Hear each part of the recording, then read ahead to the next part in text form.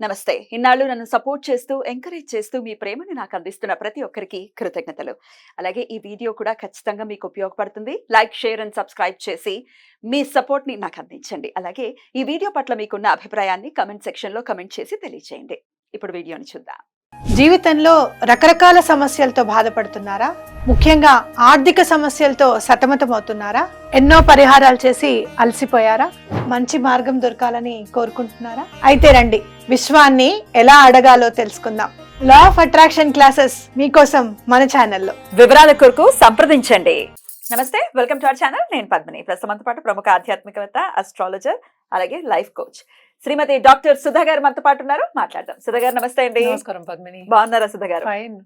మీరందరూ ఎలా ఉన్నారు? మేము అందరం బాగున్నాం. గుడ్. సెప్టెంబర్ మాసం వచ్చేస్తుంది. మీరు బోర్డు మీద రాసినట్టుగానే ఎస్, సెప్టెంబర్ భాద్రపద మాసం కూడా సెప్టెంబర్ ఇంచుమించు 4వ తారీఖు మొదలవుతుంది. ఎలా ఉండబోతోంది సెప్టెంబర్ మాసం ద్వాదశ రాశుల వాళ్ళకి? అందరూ వేచి ఉంటారు కదా దాని గురించి. యాక్చువల్ గా ఫస్ట్ ఎప్పటికైనా మన రాశి ఫలితాలు మాట్లాడుకున్నాం అంటే మనం గోచారం మాట్లాడుకోవాలి. సో ఇక్కడ ఏమేమి ప్లానెట్స్ అంటే గ్రహాలు ఉన్నాయో చూద్దాం. ఏ ఇంట్లో ఉన్నాయి, ఏమేమి రాశిలో ఉన్నాయో చూద్దాము. సో ఫస్ట్ మనం ఎప్పుడు మాట్లాడుకునేది ఏంటి, మనం గురువు గురించి మాట్లాడుకుంటాం. గురువు ఏమో మనకేమో వృషభంలో ఉన్నారు. అలాగే మనకి మార్స్ అంటే ఏంటి, మేషానికి అధిపతి, ఆయనేమో ఇక్కడికి బుధుడి ఇంట్లోకి వస్తున్నాడు అనమాట. అంటే మనకి మిథునంలో.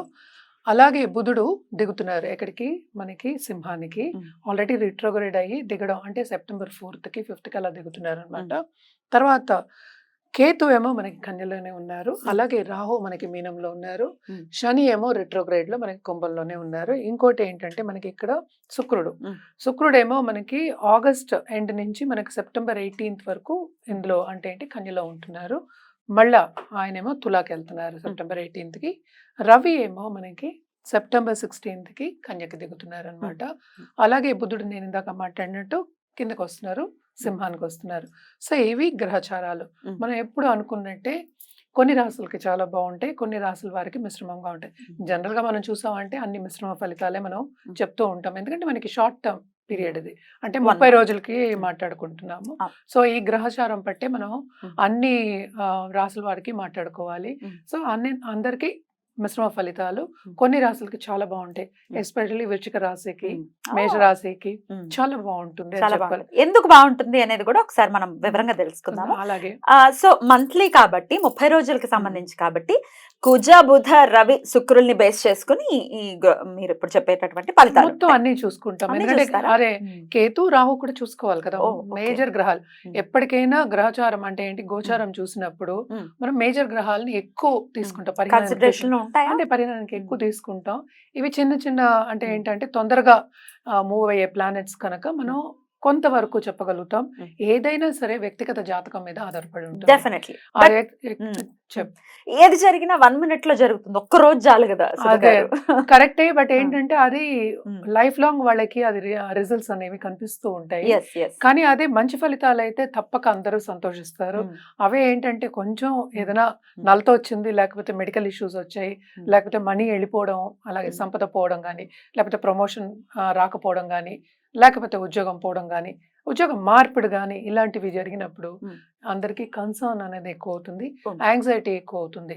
వీటన్నిటికీ మనం చెప్పేది మోస్ట్ ఇంపార్టెంట్ ఏంటంటే మనం పరిహారాలు చేయాలి, రెమెడియల్ మెషర్స్ చేయాలి. అదే తప్పక లాంగ్ టర్మ్ చేయాలి కదా. రెమెడియల్ మెషర్స్ ఇవాళ చేసి రేపు అయిపోవాలి, నువ్వు అన్నట్టు క్షణాల్లో అయిపోయే విషయాలు కాదు కదా.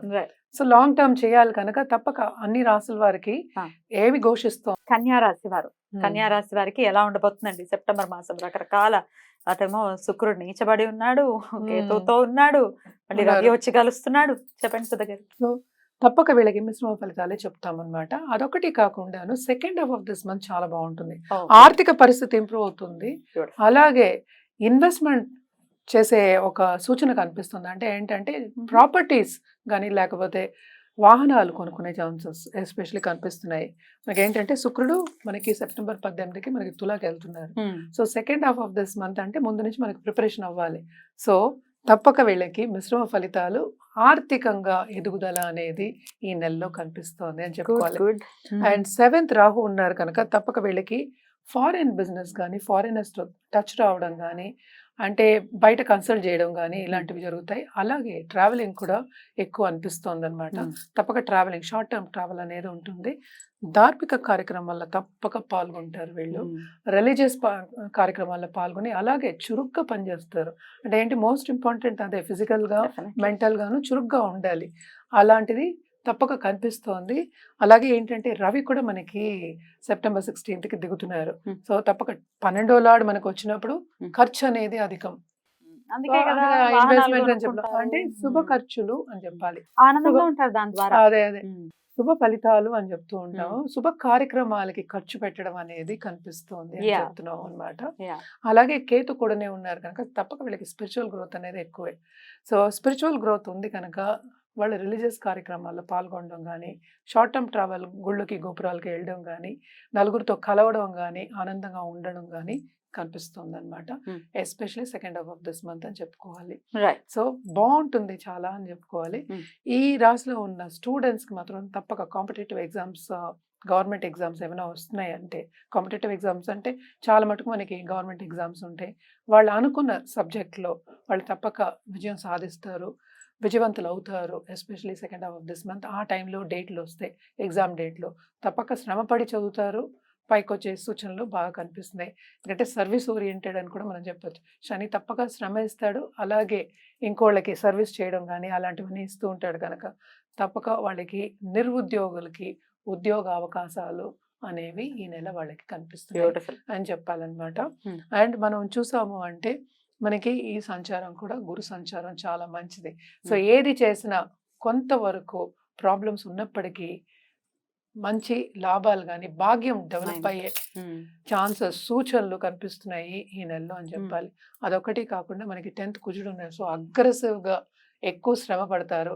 తప్పక ఎక్కువ శ్రమ పడిన వాళ్ళకి శ్రమకి తగిన ఫలితం అనేది ఉంటుంది అని చెప్పాలన్నమాట.